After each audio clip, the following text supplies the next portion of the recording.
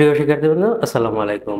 আপনারা যারা form fill up করতে পারতেছেন না ইন কোর্স পরীক্ষা না দেওয়ার জন্য এবং অনেকে টেনশনে আছেন যে এখন আমরা কি করব, আমাদের কি একটি বছর গ্যাপ চলে যাবে ফর্ম ফিল আপের জন্য, ইন কোর্স পরীক্ষাটি না দেওয়ার জন্য। তো এই বিষয়ে অনেক তথ্য অনেকে জানতে চেয়েছেন, কিন্তু আসলে অনেকের কাছেই দেখা যাচ্ছে যে তথ্যগুলো জানতে চায় এবং বিভিন্ন পেজে এবং গ্রুপে পোস্ট দিয়ে জানতে চায়, তো কেউ সদুত্তর দিতে পারে না এবং আমার কাছেও অনেকে প্রশ্ন করেছে এই বিষয়টা নিয়ে। তো এই বিষয়টা নিয়ে আমরা একটু আলোচনা করেছি এবং বোর্ডের একজন কর্মকর্তার সাথেও কথা বলেছি। তো এই বিষয়ে বিস্তারিত আলোচনা করব। তার আগে আপনারা যদি আমার চ্যানেল নতুন হয়ে থাকেন তাহলে অবশ্যই আমার চ্যানেলটিকে সাবস্ক্রাইব করে পাশে থাকবেন এবং পেজটি ফলো দিয়ে রাখবেন। শিক্ষা সংক্রান্ত সকল গুরুত্বপূর্ণ তথ্য সবার আগে আমরাই প্রকাশ করে থাকি এবং শিক্ষা সংক্রান্ত যে কোনো তথ্য জানতে আমাদেরকে কমেন্ট করতে পারেন অথবা ইনবক্সে নক করতে পারেন। তো চলুন বিস্তারিত আলোচনা করা যাক। তো এই বছর থেকে ইনকোর্স পরীক্ষার প্রতি জোর দেওয়া হয়েছে যে ইনকোর্স পরীক্ষা যারা না দিবে তাদের ফর্ম ফিল আপ করারও হবে না। তো বিগত সময়তে অনেকে ইনকোর্স পরীক্ষা না দিয়েও ফর্ম ফিল আপ করতে পেরেছেন, শুধুমাত্র ফাইনাল পরীক্ষা দিয়েছেন। তো এখন থেকে আর এই বিষয়টি কার্যকর নয়, এখন থেকে অবশ্যই ইনকোর্স পরীক্ষা দিতে হবে।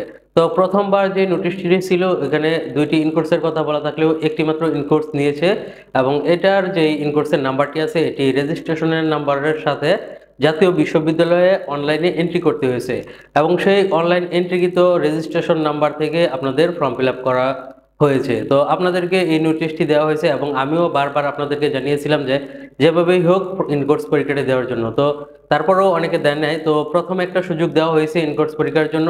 তো প্রথমে কলেজ থেকে যে এই নোটিশটি দেওয়া হয়েছে এই নোটিশের মধ্যে যারা পরীক্ষা দিতে পারে নাই তো তাদের জন্য আবার পুনরায় একটি পরীক্ষা নিয়েছে এবং নিয়ে সেই নাম্বারটি জাতীয় বিশ্ববিদ্যালয়ে ইম্পোর্ট দেওয়া হয়েছে।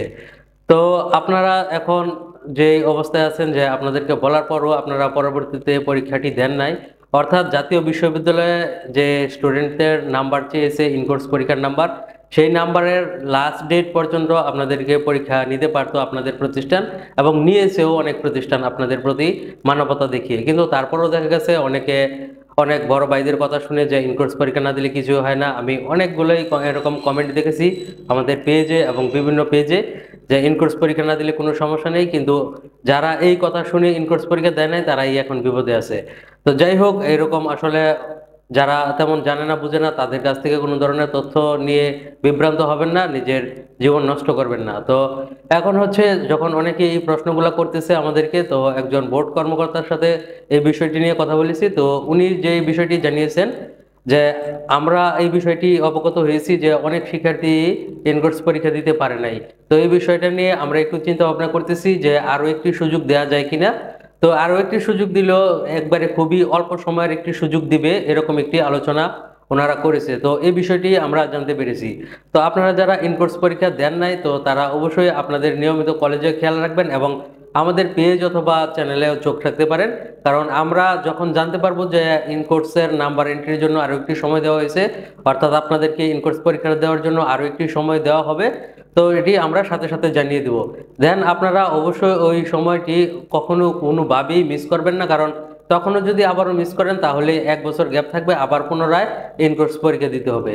তো আরো একটি কথা জানিয়ে রাখি, যারা ইরেগুলার অর্থাৎ এক বিষয় দুই বিষয় অথবা মান উন্নয়ন পরীক্ষা দিবেন তাদের জন্য কোনো ইনকোর্স পরীক্ষা লাগবে না। যারা শুধুমাত্র নিয়মিত পরীক্ষার্থী অর্থাৎ সকল বিষয় পরীক্ষা দিবেন প্রথমবার, তাদের জন্যই শুধু ইনকোর্স প্রযোজ্য। তো শিক্ষা সংক্রান্ত যে কোনো তথ্য জানতে আমাদের সাথেই থাকুন। ধন্যবাদ সবাইকে। আসসালামু আলাইকুম।